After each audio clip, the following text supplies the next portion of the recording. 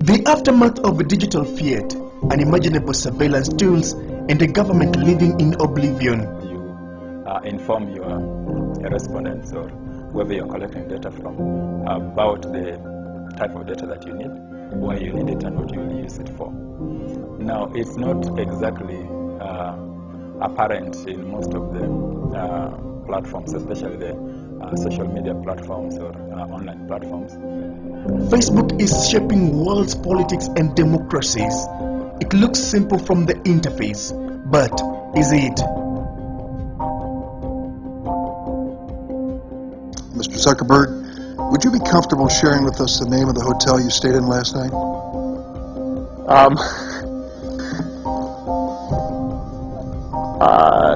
No. If you've messaged anybody this week, would you share with us the names of the people you've messaged? Senator, no, I would probably not choose to do that publicly here. I think that may be what this is all about. Designed to trace, track, and know literally everything about who you are, where you live, and what you do. Facebook is now selling you as a product on a digital retail chain. What can Kenyan government possibly do to avert the sale of its own people?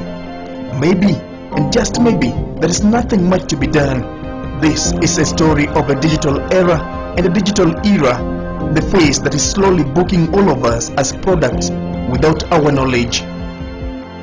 Colonized by Facebook.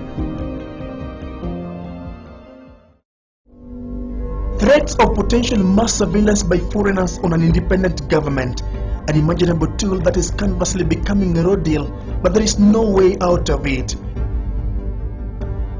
Facebook is a status symbol for many Kenyans, or rather a digital civilization to many Kenyans who are interacting with digital refinement for the first time.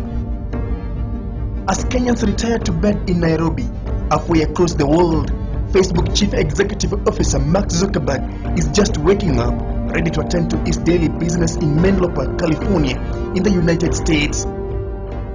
At Facebook headquarters, Mark Zuckerberg has been working on a new relationship with Nairobi.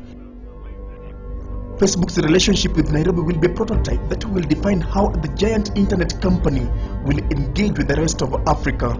October 2015, giant internet company Facebook partnered with French satellite company to provide high-speed internet to the remote parts of sub-Saharan Africa, with a major focus on Kenya and Nigeria. Now, Kenya has got over 7 million Facebook users, while Nigeria has got over 17 million Facebook users. This is a big business if you consider the economics of the data received from that kind of arrangement. But why would Facebook seriously be interested in Africa or in Kenya and Nigeria? The answer lies in the model of the business of Facebook company. Facebook has transformed itself into a geopolitical force. It's a cyber kingdom with a population of over 2 billion followers, and the king himself is this man. He is smart, and he has built one of the smartest tools ever developed since the creation of the universe. You see, 1 out of every 5 minutes spent on the internet is actually spent on Facebook. And the commodity that Facebook is selling is not any material, but a human being. Facebook is actually selling you. They're selling your details to the customers and to the buyers, and you're the commodity. Every post you like, every page you follow, and any activity you undertake on Facebook is actually the commodity. But it goes further than that and deeper than you probably expect, because Facebook could actually be a power broker and could actually be a potential tool for political games across the world. Its algorithms understand what the citizens are looking for and what the government has been doing in secret.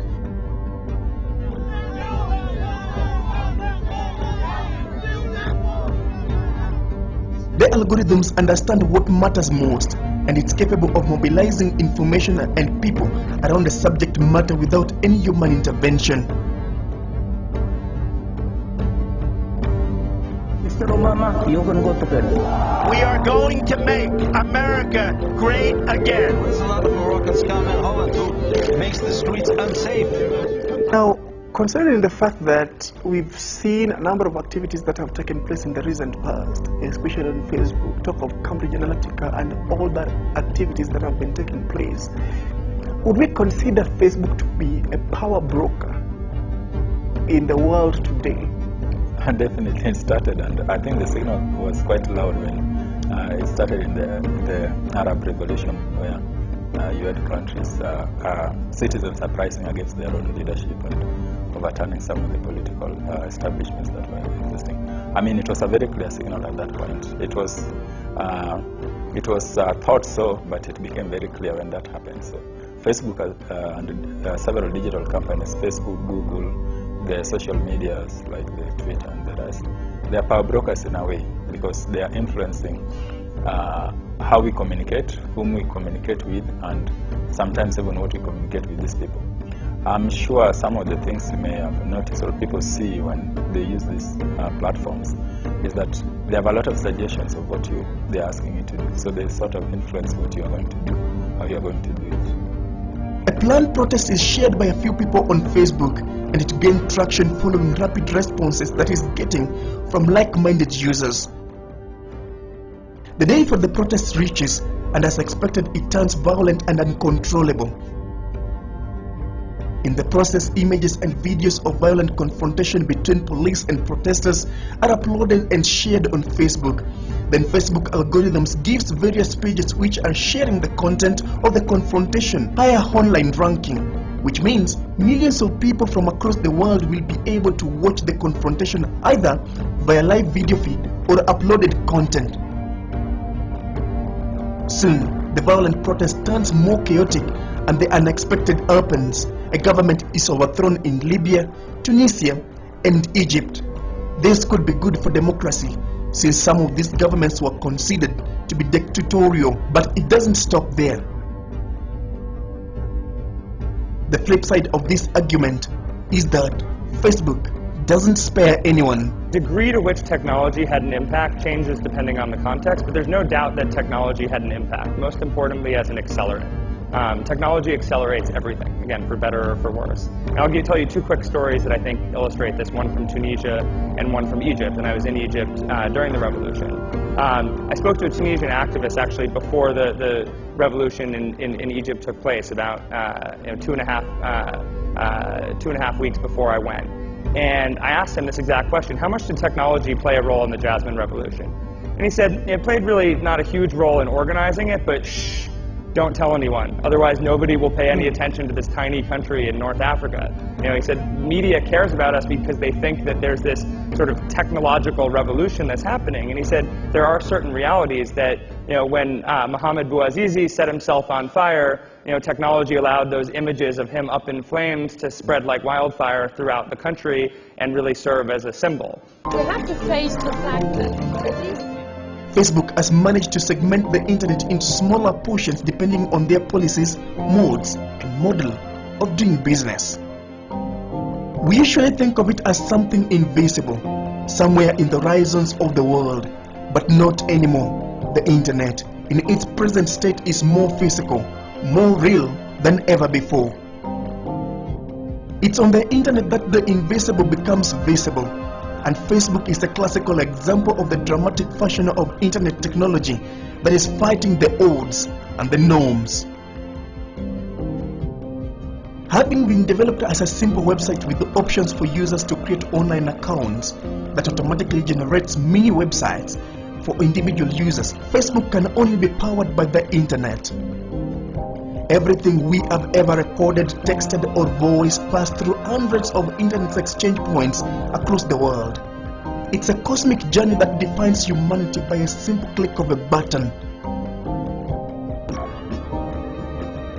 Internet, in its original form, was developed by American military wing, the ARPANET, that is Advanced Research Agency, whose innovation allowed computers to speak to each other for the first time.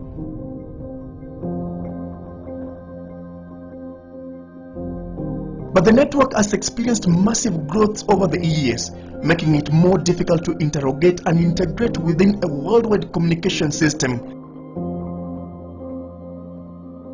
The desire for data from foreign nations acutely made the network more vulnerable, and difficult to implement in some parts of the world. Back in 1960s and 70s, when ARPANET was invented, there was no single global network as we understand it today.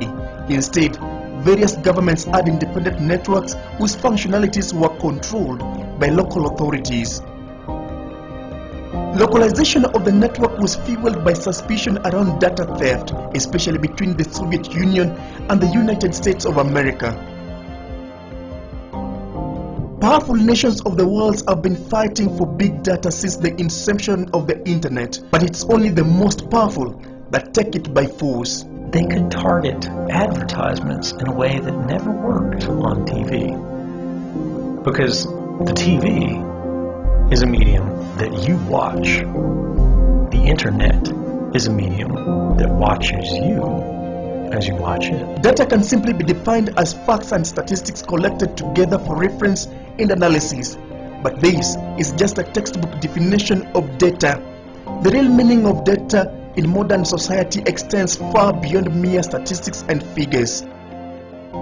Last year alone, Facebook made 98% of its revenue from advertising, that is around $39.3 billion US. Advertisers pay for spaces provided by Facebook to make sure that their messages reach the right audiences. The magic of reaching the largest possible audiences lies in Facebook's ability to understand the users better than they understand themselves. Yeah, it's big business. Actually, the next age of technology is moving towards the big data. And big data basically means you're having several data sets of individuals, of companies, of equipment, and putting all this together to make sense of it. By use of multidisciplinary techniques, Facebook is now able to match the physical user who is sitting in some corner office in Nairobi with a virtual version of the same person on the internet. So we probably need to admit that by this point in time, we already lost all that. We already lost privacy, and we lost it in various different ways. And even just by merely turning your computer on, it's already exposing your information to third parties all outside the world. And there's a lot that the browsers and internet communication devices are able to collect about individuals who are using them. And there are tools, there are several programming tools that have been developed to help and assist with that, which collect this data, analyze it, and provide the required feedback or response. And these are done by things we call in the tech world the bots. So basically they are kind of applications that stay in the background of your browsers or your applications, and they would monitor and collect certain type of responses or certain types of information that you are giving out, which would then be remitted or stored somewhere. There are technical, or if I use some of the technical terms, so there are things like cookies, which would basically store your information based on your browser profile in your browser. There are things like browser sessions, which would observe what you are doing during a particular session of browsing and things like that. So there's a lot that people leave in their browsers and in their computers that can be collected. And this is, like I said again, I mean, we already lost it. Just like Kenya's 2017 presidential election, the 2016 US presidential election was equally controversial, but bad for the Democrats. But it was worse for Facebook, as Russian operatives exploited the data on Facebook to influence the minds and the choice of voters.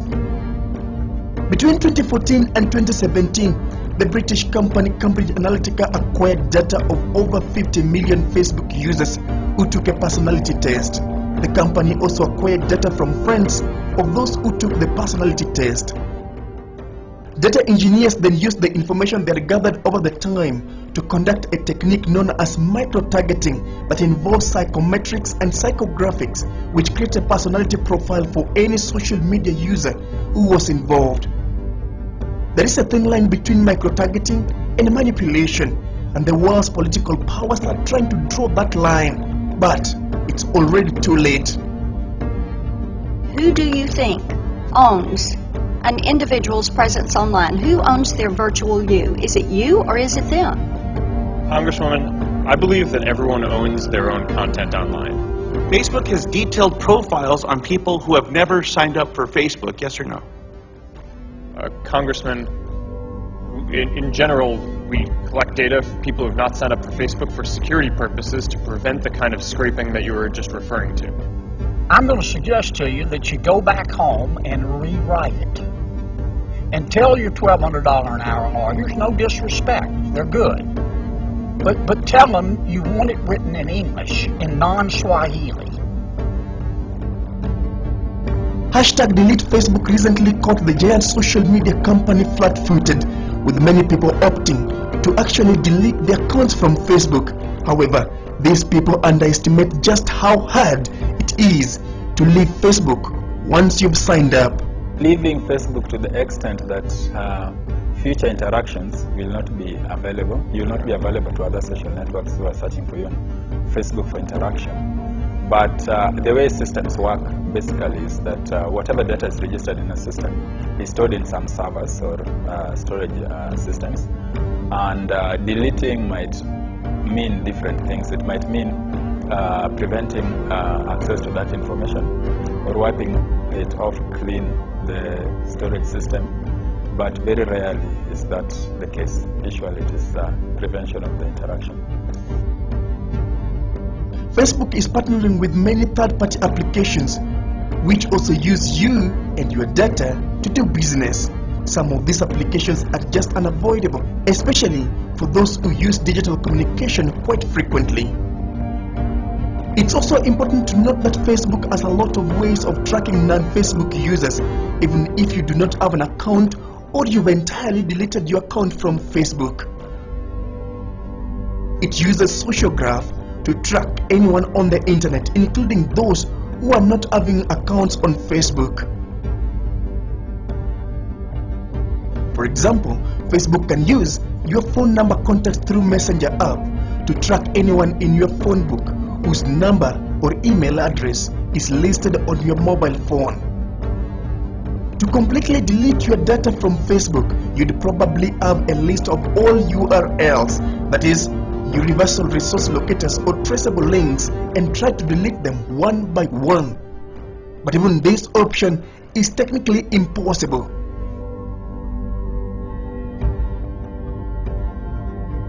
Nearly all heads of states in Africa have got a Facebook account with at least one page.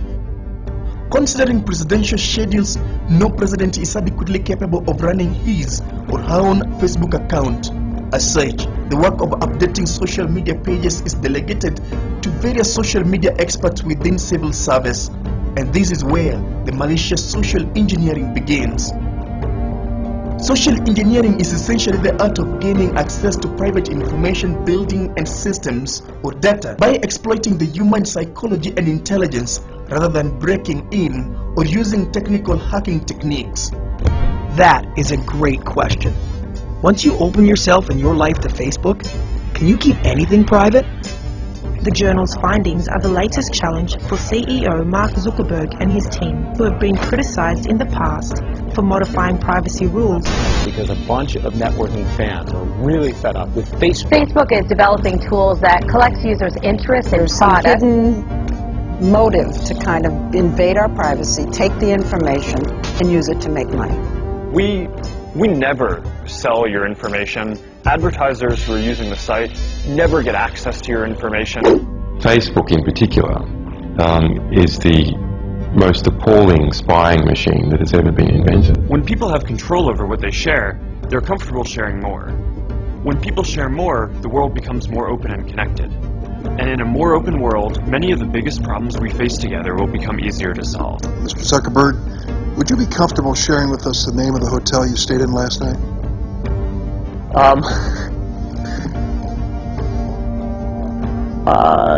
No. If you've messaged anybody this week, would you share with us the names of the people you've messaged? Senator, no, I would probably not choose to do that publicly here. I think that may be what this is all about. Now, considering the fact that Facebook is capable of tracking someone even after deleting the account and even after logging off your computer or leaving. Would this mean that Facebook is probably aware of whatever is taking place digitally in the State House in Kenya? If I were Facebook or the CEO of Facebook, I would say no. But I think we all know the answer. Consider this. Facebook makes around $40 billion per year from its world trades with various advertisers and business entities. But how much does Facebook pay as tax after making that profit? Things have moved quite pretty fast in the last 25 years or so, and it's difficult to pin that down anymore because trade started from barter trade where people exchange goods in a marketplace and you exchange ships for bags of maize or something like that. And we moved into the money economy where people exchanged valuables for money. And we are now in the digital economy where it's no longer necessary for you to go to the marketplace to make that trade. And unfortunately, the laws of most countries, even in the US, the laws that require taxation basically look at the either presence of the office or presence of a branch or trading individuals within that country. Now you find that this is no longer the case. You can do business without having a presence, without having offices, or without having individuals completing that business within that country. So it's become practically impossible to enforce that. And this is also one of the reasons why some of the technology companies have become some of the most profitable, because now they have access to almost every part of the world without necessarily having to set up infrastructure overhead in these places. In its 21 policy document, Facebook is communicating to the world in a language that is simple but hard to understand, at least for many users. It's in Facebook's policy document that they outwit the world and politicians.